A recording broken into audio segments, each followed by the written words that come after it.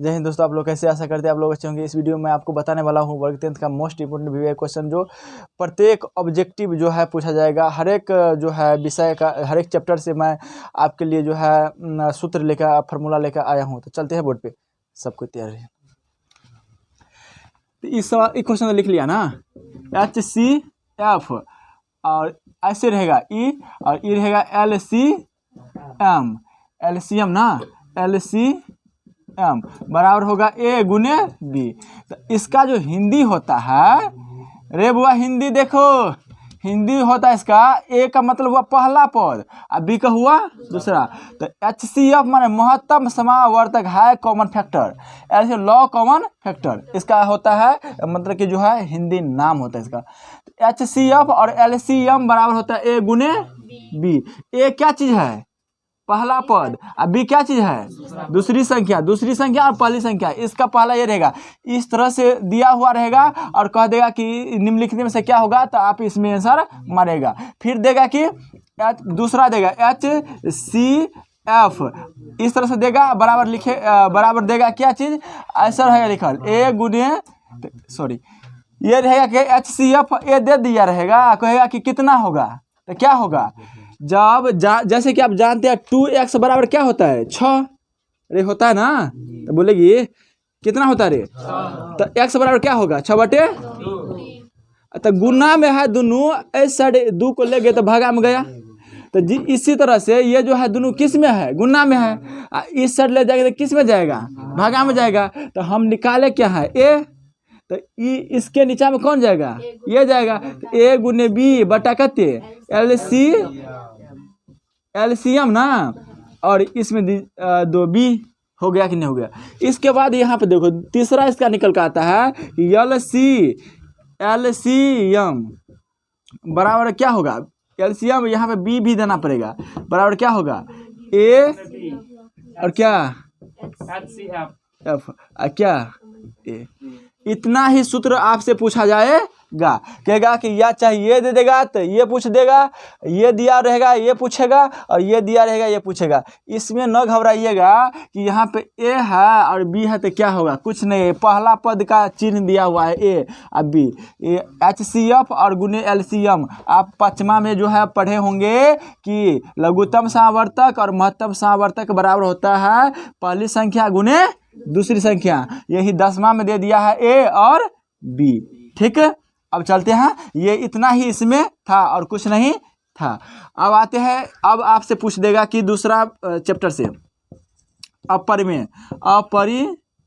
इसमें कुछ नहीं है, याद रखिएगा। एगो ध्यान वाली बात है कि पाई एक कौन संख्या है, परमेय की अपरमेय संख्या है, लेकिन पाई का मान होता है 22 बटा कितना 7। यह कौन संख्या होगा, ये परमेय है लेकिन ये अपरमेय है। नोट करना चाहती है तो कर लो।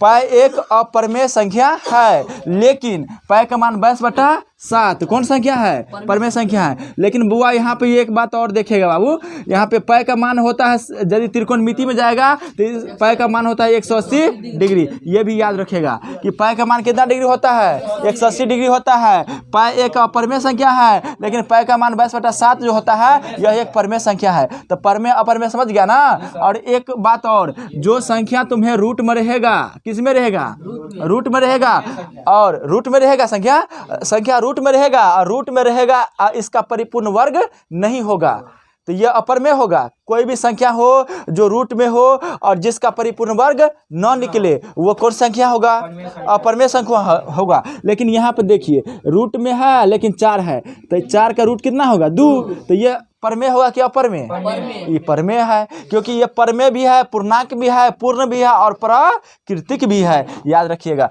तो याद रखिए कि पाई कौन संख्या है, अपरमेय संख्या है, लेकिन 22/7 क्या है, परमेय संख्या है। पाई का मान कितना होता है, 180 डिग्री होता है। तो ये हो गया अपरमेय और परमेय। समझी कि नहीं समझी। एक बात बताओ, √7 क्या कौन संख्या है, अपरमेय है। आज देखिएगा 2√3 कौन संख्या है, अपरमेय। हमरा इससे मतलब नहीं है, मतलब किससे है, इससे मतलब है। अब पाई कौन संख्या है, अब ये बोलो अपरमेय। तो यार अब पाई का मान त्रिकोणमिति में कितना, लेकिन क्षेत्रमिति में 180 नहीं होता है, पाई का मान 22/7 होता है। समझ गया। लेकिन याद रखना एक बात और, पाई का मान एगो होता है 3.14, ये भी होता है, इसको भी याद रखिएगा, ठीक ना। तो लिखिएगा तो लिख लीजिए। आलिश दिल।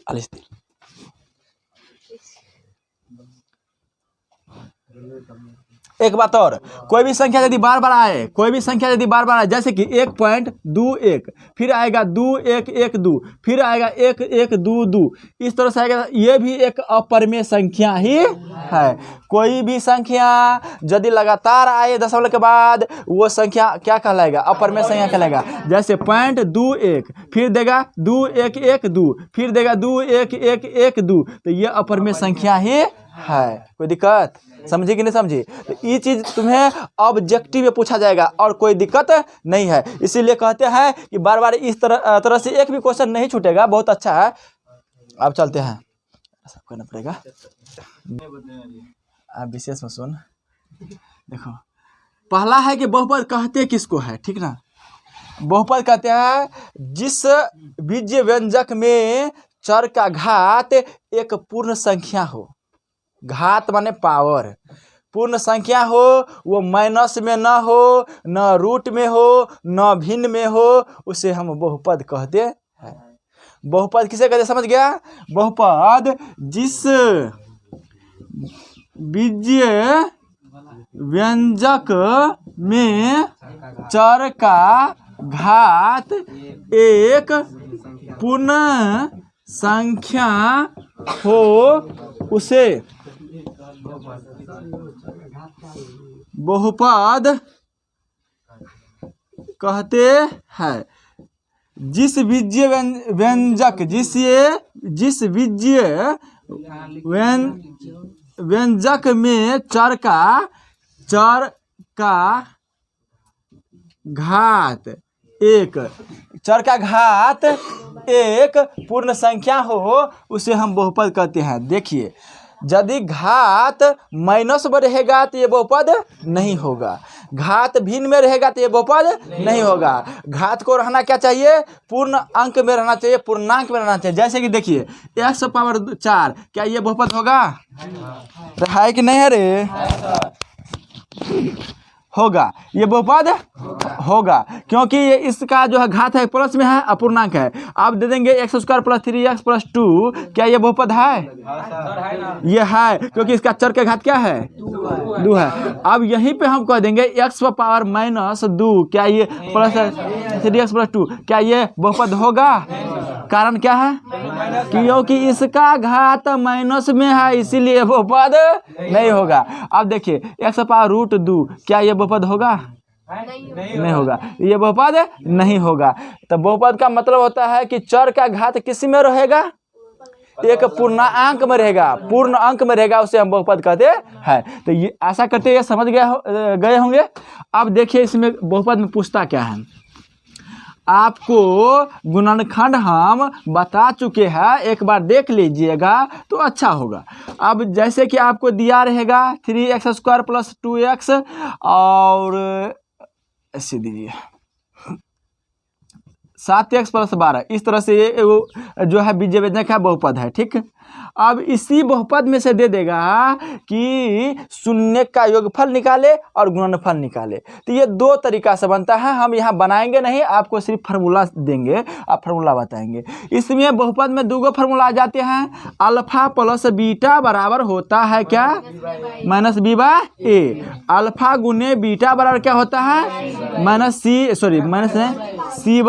होगा, यही होगा। अब कहिएगा कि सर जी यहाँ पे एक चीज बता देते हैं, अच्छा रहेगा। सर जी b और b कहाँ से है? तो a और b जो है कहीं से नहीं है, इस समीकरण से है। जैसे कि बहुपद का रूप होता है कि ax² + bx + c = 0। तो यहाँ x² के पीछे में क्या है? a। तो अकरा पीछे में कुछ है नहीं है, तो कुछ नहीं रहता तो एक रहता है। तो यहाँ पर ए बराबर कितना होगा 1 होगा।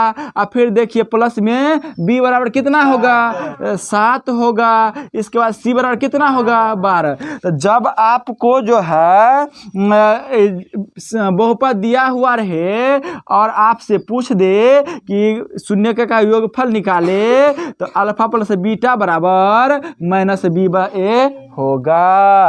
अल्फा गुने बीटा बराबर सी बाय ए होगा। इसकी से ज़्यादा कुछ नहीं है। यदि आपको ये पूछेगा डायरेक्ट मारेगा ये नहीं कि गुणनखंड करके अल्फा और बीटा निकालने लगिएगा तब आपका क्या हो जाएगा गलत। तो आपको यही पूछेगा अक्रिय कहते हैं शून्य कथी का योगफल। अक्रिय कहते हैं शून्य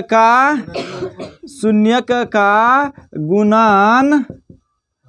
एगो बात बताइए जी, यदि हम शून्य का गुणनफल पूछे तो क्या इसका जरूरत है? अरे जरूरत है नहीं। यदि हम इसको कहेंगे ये कहेंगे चाहे ये कहेंगे तो क्या दोनों एक न हुआ? तो ये इसका बहुपद का है। फिर इसी में आ जाते हैं क्या चीज सूत्र। अब देखो रे बहुपद में एक सूत्र और आता है कि alpha plus beta plus gamma, alpha plus beta plus gamma बराबर होता है माइनस बी बाय ए। देखिए ये वाला और ये वाला सेटिंग है।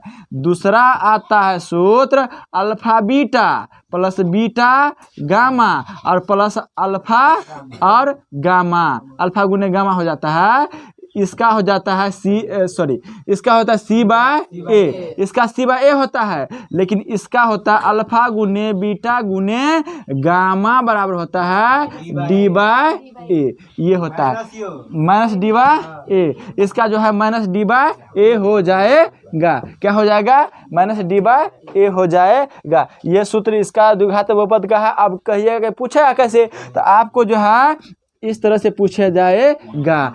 ये दे देगा कि अल्फा गुने बीटा गुने गामा बराबर क्या होता है। तो ये आपको पूछ दिया जाएगा। तो यही चीज़ आपको जो है पूछ देता है, इसीलिए आप इसको अच्छा से याद रखिएगा। चलते हैं अगला में।